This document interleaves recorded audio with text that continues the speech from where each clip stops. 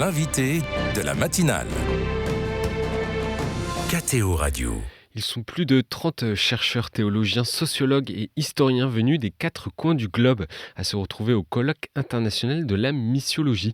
Il se déroule à Paris à partir de demain et jusqu'à samedi soir. Alors la missiologie, ça ne vous dit peut-être rien. On tire le fil ce matin de cette discipline et des enjeux qui l'animent avec Catherine Marin. Bonjour. Bonjour.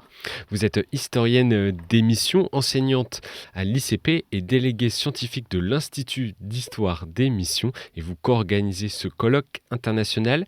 Alors la missiologie, c'est l'étude théologique de l'activité missionnaire et du rôle des missions dans l'Église. Précisez-nous pour entamer notre discussion ce qu'est justement le rôle de la mission. Le rôle de la mission, par définition et s'appuyant sur les Écritures, c'est bien entendu la transmission de l'Évangile, transmission qui a été donc initiée dès l'origine par le Christ, aller enseigner les nations, et par la suite évidemment les apôtres dès la Pentecôte sont partis aux 4 coins, alors on dit du monde, mais c'est plutôt 4 coins de l'Orient, apporter justement ce message évangélique. Et je dirais que pour nous, travaillant sur l'histoire des missions, le premier, c'est bien sûr Saint Paul. Missionnaire, le terme redevient populaire chez les catholiques, notamment chez les jeunes. De quel missionnaire parle-t-on quand on parle de mission? Alors, effectivement, être missionnaire, eh bien, si on reprend la définition du pape François, c'est témoigner de l'Évangile, ça c'est la première des choses, et transmettre les valeurs de l'Évangile. Et j'ajouterais aussi une troisième chose, parce que le pape François le dit assez souvent, c'est transmettre la connaissance de l'Évangile, parce que là, bien entendu, il y a du travail à faire. Mais ça fait partie, si vous voulez, de tout ce message que nous transmet le pape François à travers ses encycliques, à travers ses homélies. Les 2 mots qui reviennent ou expressions qui reviennent assez souvent, c'est l'Église en sortie. Ça c'est vraiment un terme qui revient. Et puis être disciple missionnaire. On en discutait en off en préparant l'interview. La figure du missionnaire est souvent accolée à celle du colonisateur. En tant que spécialiste du sujet, Catherine Marin, cela vous exaspère un peu. Pourquoi les missions continuent à avoir cette image ?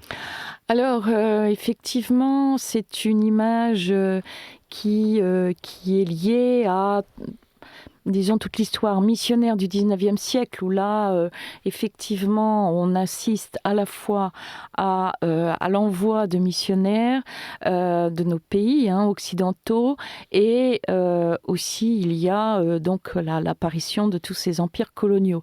Mais il faut quand même rappeler que dans beaucoup de pays, les missionnaires sont arrivés bien avant les colons.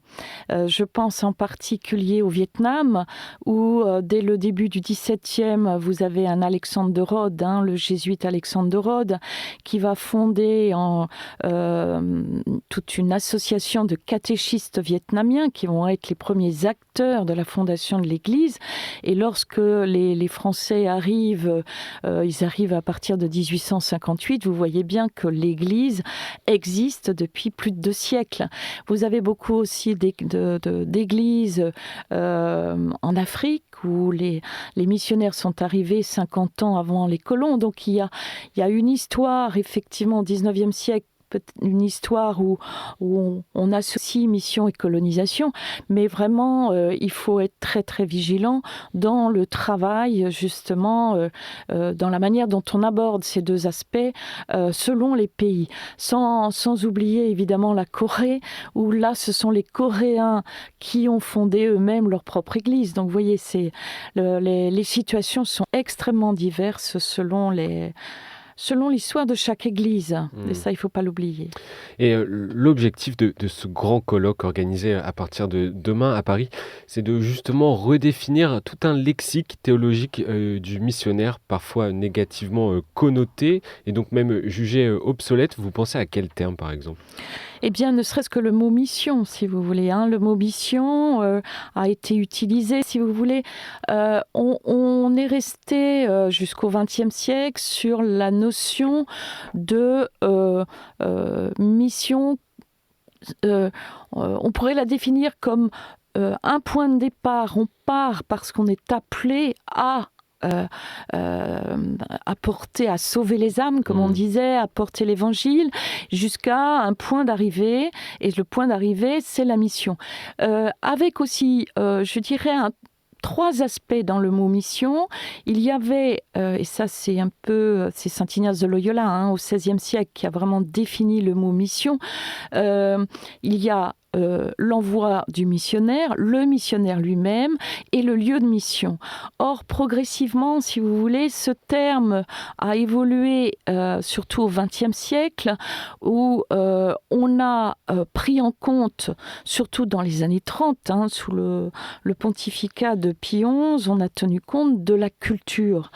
Et à partir de là, on a vu apparaître à la fois le mot mission, mais lié au mot adaptation.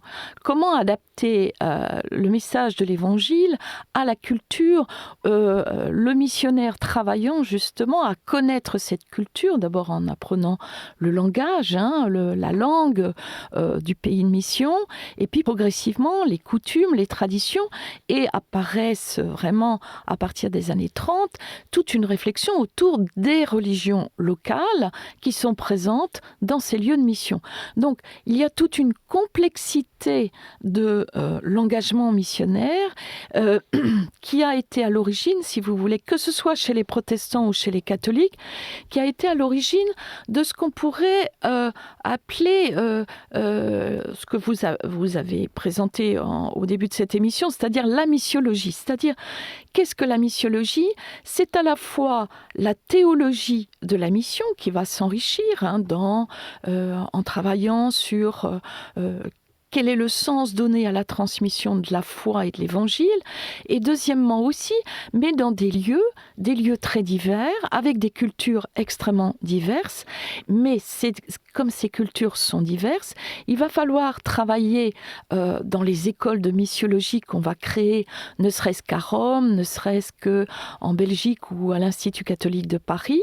Il y a une formation du missionnaire qui va être beaucoup plus exigeante dans la mesure où il faut travailler donc la géographie, ne serait-ce que cela, la linguistique, la culture, les religions.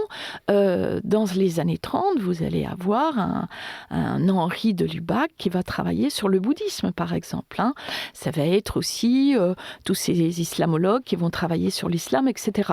Donc, on tient compte de plus en plus de l'existence de ces religions, et donc la transmission de la foi et de l'Évangile et de la foi chrétienne, elle doit tenir compte de ces éléments-là qui n'étaient pas forcément ce qui n'était pas forcément le cas, si vous voulez, au 19e.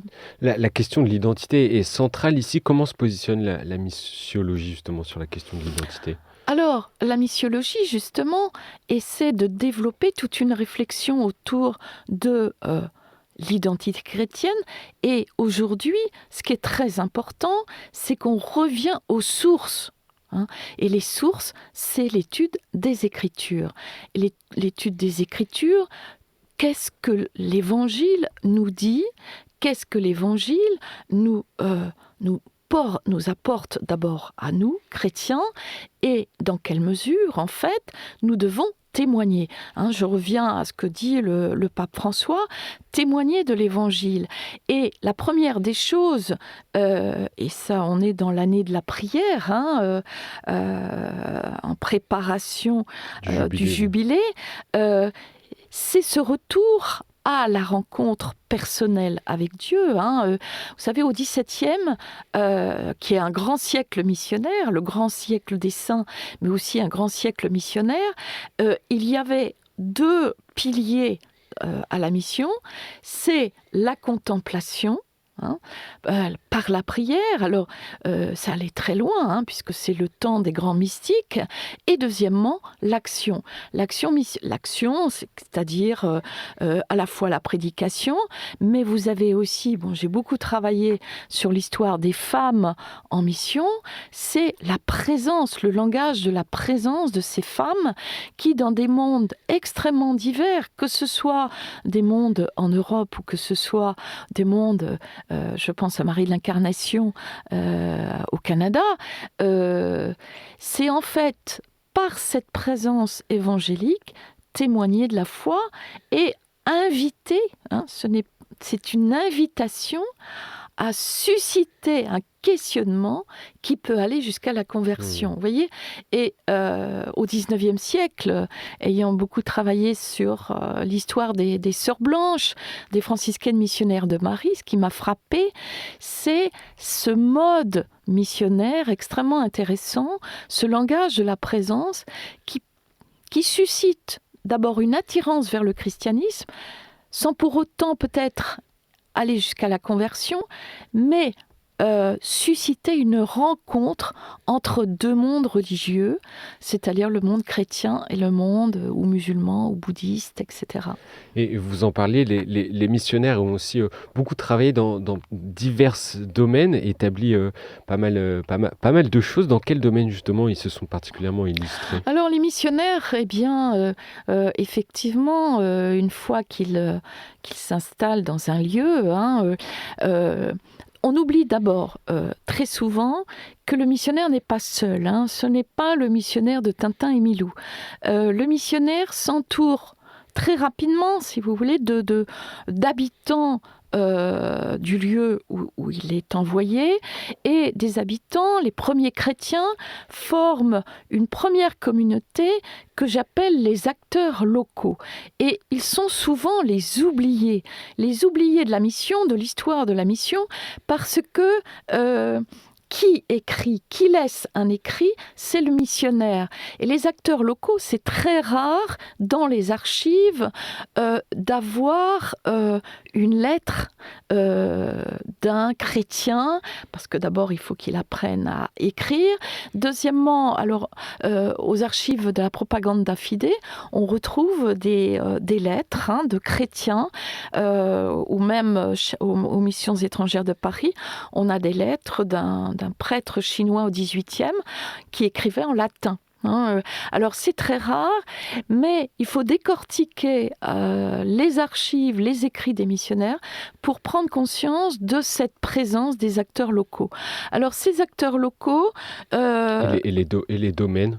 Alors les domaines, je reviens, oui, parce que les domaines, c'est bien sûr l'enseignement, c'est la prédication, bien entendu, pour le prêtre missionnaire, mais les femmes vont être chargées de l'enseignement et du soin. Mais les prêtres aussi, je pense aux pères blancs, les pères blancs qui se formaient à la médecine avant de partir en mission.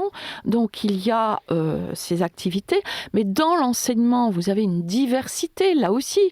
Ça va de l'orphelinat, ça va de l'école proprement dite, mais aussi de tous ces lycées professionnels, on en a toujours aujourd'hui, qui forment, bien entendu, les jeunes dans les pays de mission. Et pour les femmes, c'est l'orphelinat, c'est le dispensaire, c'est l'hôpital. Et ces femmes ont joué un très grand rôle aussi dans la formation, la promotion des femmes.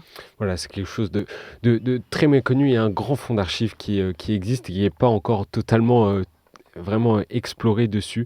Merci Catherine Marin de nous avoir parlé de la missiologie et du travail des missionnaires en dehors des images que l'on peut avoir.